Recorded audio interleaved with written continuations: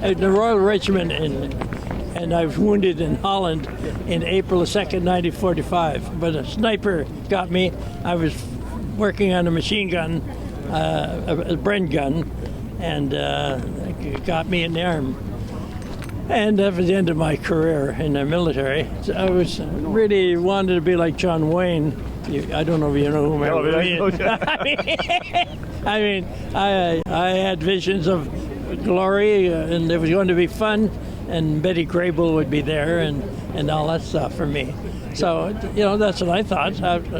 After all, I was too young to think about anything else, to think about that. I just thought I wanted to do the jumping from trench to trench, just having great fun. Yeah. It wasn't anything like that. No. It was muddy and cold and raining and snowing and everything. It was bad weather, all sorts of things. It wasn't very nice. Well, I went to Cyprus, I went to Germany, I served time, and right place, right time. He went to Germany in 1955 when he was 17 years old. So it was a NATO deployment at that time. And then he was back in Germany again in 1970. Now, his two oldest brothers were also overseas. His oldest brother was in the Second War, and then the middle brother was in Korea. So my father tried to go to Korea, but he was too young. I was a geographics technician and also a train analyst.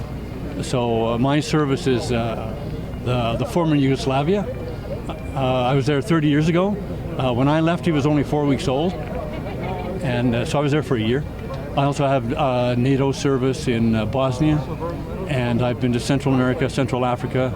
I went to Central America with a DART, and then I've also been to Afghanistan. November the 11th is nice to remember, and I think it's not only nice, it's important, and they should maybe teach more in school than they're teaching. I don't know how much.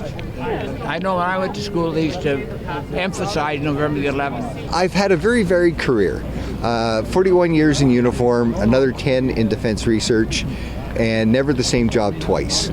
I've seen all three coasts of Canada, served with a whole bunch of really amazing people, and